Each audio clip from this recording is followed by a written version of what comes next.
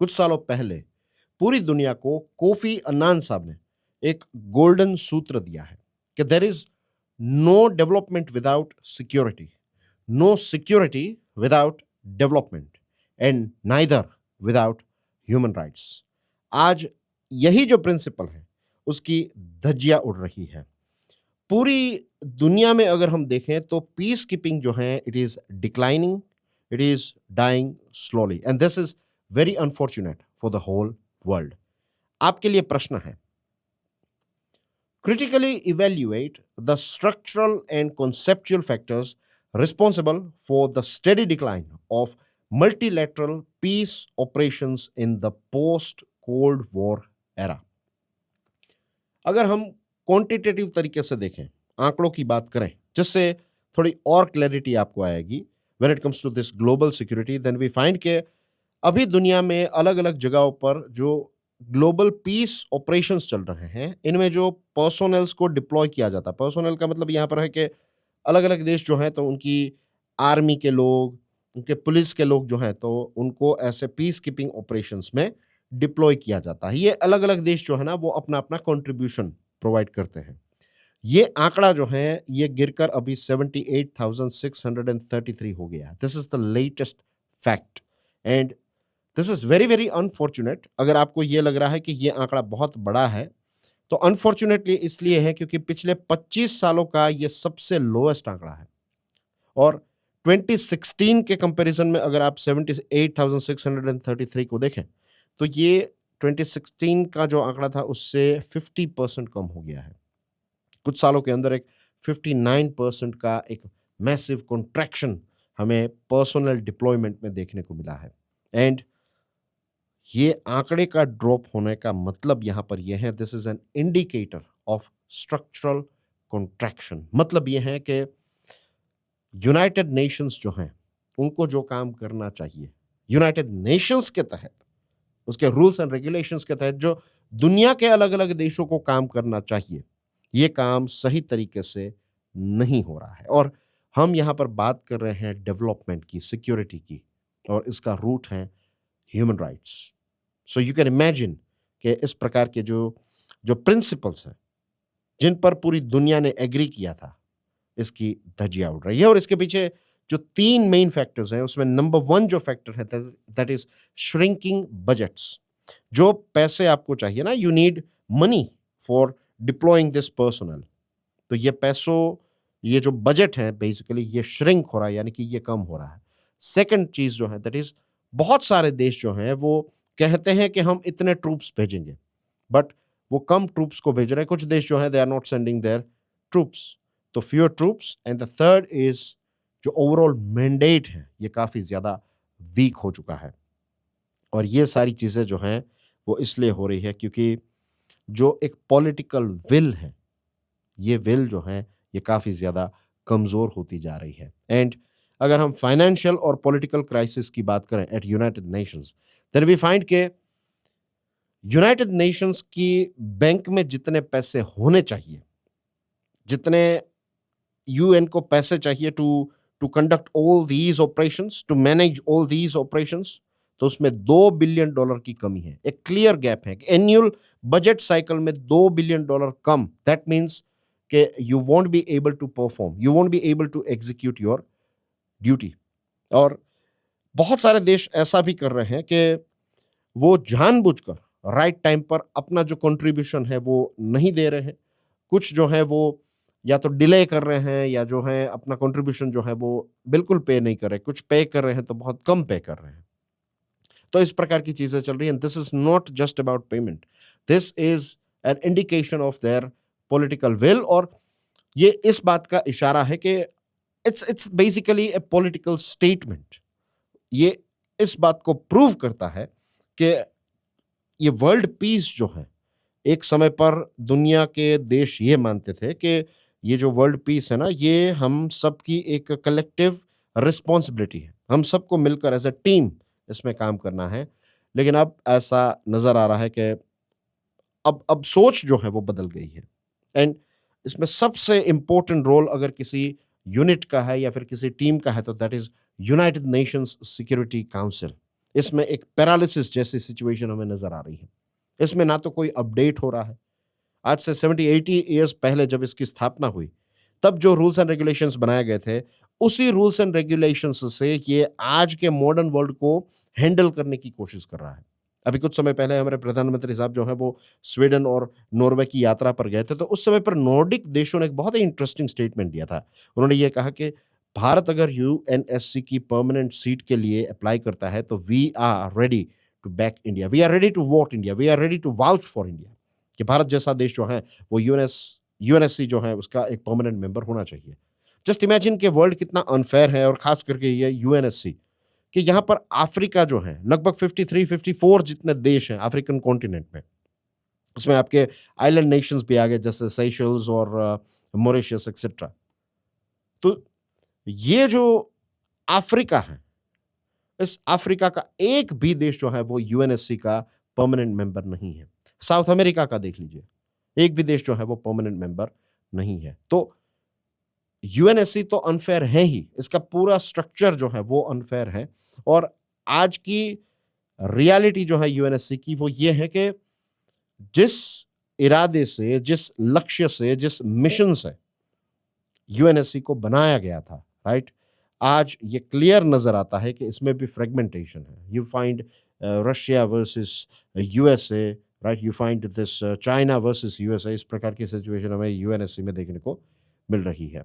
और जो core functions हैं उसका एक पैरालिसिस है। कोर फंक्शंस में ये है कि जो खास करके जो एक स्ट्रेटेजिक राइवलरी, जैसे मैंने अभी आपको एग्जांपल दिया, फिर बार बार वीटोज का इस्तेमाल करना। इससे पहले की एक डिस्कशन में मैंने वीटो के बारे में बताया था कि ये उनका एक सुपर पावर है।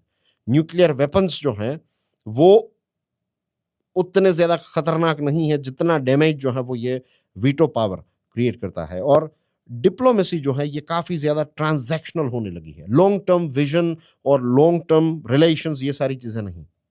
ये आप मुझे क्या दे रहे हैं, मैं आपको क्या दे रहा हूं, इस प्रकार की एक एक पूरी वाइब जो है वो हमें दुनिया में देखने को मिल रही है। और छोटी छोटी चीजों में भी जो कॉन्सेंसस बिल्डिंग है, कॉन्सेंसस यानी कि अगर 15 लोग बैठे हैं तो 15 के 15 लोग जो हैं वो एक बात पर एग्री करेंगे। तो ऐसा कॉन्सेंसस जो है वो हमें देखने को मिल ही नहीं रहा है। जो रूटीन चीजें होती हैं, राइट, छोटी छोटी चीजें जो होती हैं, तो इन चीजों में भी इतनी एग्रेसिव डिबेट होने लगती है। एक ग्रेट पावर्स कंपटीशन जो है वो छोटी छोटी चीजों में भी हमें देखने को मिल रहा है। ह्यूमन और स्ट्रक्चरल वैक्यूम की अगर बात करें तो सबसे ज्यादा जो डेंजरस सिचुएशन हो चुकी है दैट इज सब सहारन अफ्रीकन रीजन की। यहाँ के बहुत सारे जो देश हैं वहां पर बहुत सारे प्रॉब्लम्स चल रहे हैं।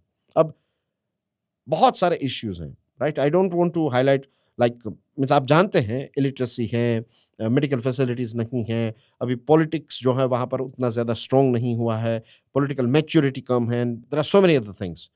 तो यहाँ पर तो सबसे ज्यादा यूएन पीस कीपिंग मिशंस की जरूरत है, लेकिन सबसे ज्यादा यहाँ पर परेशान मीन्स एनिमल्स भी, जो जानवर है ना, वो थोड़ा अच्छी तरीके से जी रहे होंगे। इतनी बुरी हालत है कुछ लोगों की, कुछ पॉकेट्स में सब सहारन रीजन में। वहां पर यूएनएससी या फिर यूएन के पीस कीपिंग मिशन से एक बहुत बड़ा बदलाव हो सकता है, लेकिन ये सारी चीजों में कट डाउन हमें देखने को मिल रहा है। ट्रूप्स जो हैं ऐसी जगहों से विड्रॉ किए जा रहे हैं। ट्रूप्स कब हम विड्रॉ करते हैं, हम कब अपने ट्रूप्स को वापस बुलाते हैं? जब हम पीस और स्टेबिलिटी को अचीव कर लेते हैं, जब लगता है कि भाई अब यहाँ पर ट्रूप्स की जरूरत नहीं है तब। लेकिन यहाँ पर ट्रूप्स का जो विड्रॉवल हो रहा है इट्स नॉट बिकॉज कि पीस हैज बीन अचीव्ड। यहाँ पर जो विड्रॉ किया जा रहा है that is one of the main reason is कि अब इनको ये जो डिप्लॉयमेंट है अपने ट्रूप्स की, ये बर्डनसम लग रहा है। ये फाइनेंशियली और पॉलिटिकली उनको बहुत ही बर्डनसम लगने लगा है। और जो यूनिवर्सल मैंडेट्स हैं, राइट, इनको रिप्लेस किया जा रहा है bye ad hoc coalitions. UN के तहत सारी चीजें होनी चाहिए। अब छोटे छोटे पॉकेट्स में ये कुछ मिलकर जो देश है ना वो अपने खुद की नई नई टीम्स बना रहे हैं। और ये टीम्स इसलिए बना रहे हैं ताकि वो अपने जो उनको जो भी रिसोर्सेस चाहिए, जो भी कंट्रोल चाहिए, राइट, अपने इंटरेस्ट के लिए ये सारी चीजें करें। I will give you example of Rwanda. एक देश है रुवांडा, मींस यूएई, रुवांडा और कॉन्गो। ये नॉट कॉन्गो सॉरी, लेकिन यूएई, रुवांडा है, एंड युगांडा।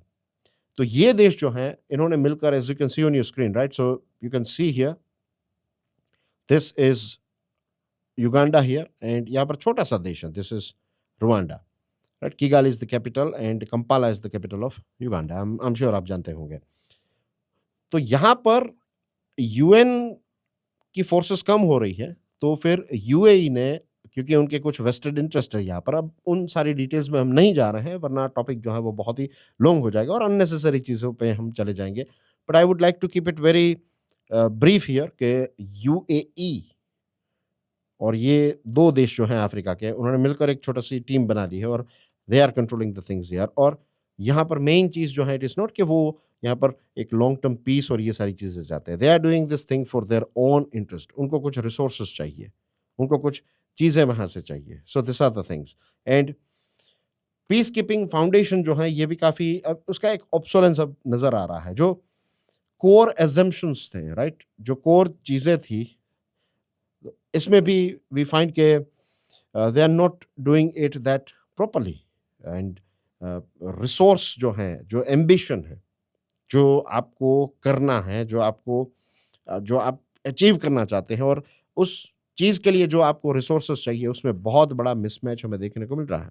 बहुत सारी चीज़ें, जो नई चीज़ें जो है वो अब ऐड होने लगी हैं, जैसे सिविलियन प्रोटेक्शन, गवर्नेंस को सपोर्ट करना, फिर ह्यूमन राइट्स की मॉनिटरिंग, काउंटर टेररिज्म, ये सारी चीज़ें अब पीस कीपिंग मिशंस जो हैं उसको उसमें ऐड कर दिया है। और ये सारी चीज़ें आपने ऐड कर दी, चलो ठीक है, लेकिन इन सारी चीज़ों के लिए जो पॉलिटिकल बैकिंग चाहिए, जो डिप्लोमेटिक कंसेंसस चाहिए, जो रिसोर्सेज चाहिए, ये सारी चीज़ें जो है वो इंक्रीज नहीं हुई है। इनफैक्ट बहुत सारी जगहों पर ऐसा होता है कि वहाँ के जो लोकल मिलिशियाज हैं, वहाँ के जो आर्म्ड एक्टर्स हैं, तो ये आर्म्ड जो रेबल्स हैं या फिर मिलिशियाज हैं या फिर आतंकवादी ग्रुप हैं, तो ये लोग जो हैं, they don't respect for your international rules and regulations. वो तो वहाँ पर आएंगे, गांव के गांव जो हैं उनको उजाड़ देंगे, वहाँ से चीज़ों को लूट लेंगे, and they will run away. तो ये सारी चीज़ें जो है वो अनफॉर्चुनेटली चल रही है। तो जो एक कलेक्टिव ऑब्लिगेशन था, उसकी मृत्यु हो रही है, राइट। और जो ह्यूमन सिक्योरिटी, जो एक शेयर्ड मॉरल रिस्पॉन्सिबिलिटी है, खास करके पावरफुल देशों की, अब ये उनके पॉलिटिकल कैलकुलेशन का हिस्सा बन चुका है। And the global system that provided legitimacy and shared purpose is breaking down, leaving behind a fragmented, selective, and transactional landscape of crisis containment. And this is very, very unfortunate.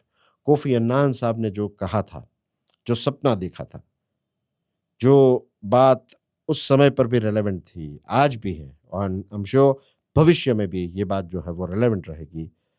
ये principles जो हैं उनकी धज्जियां उड़ रही है, and this is very very unfortunate for the whole world. Thank you very much for your love and support. God bless you all. Jai Hind.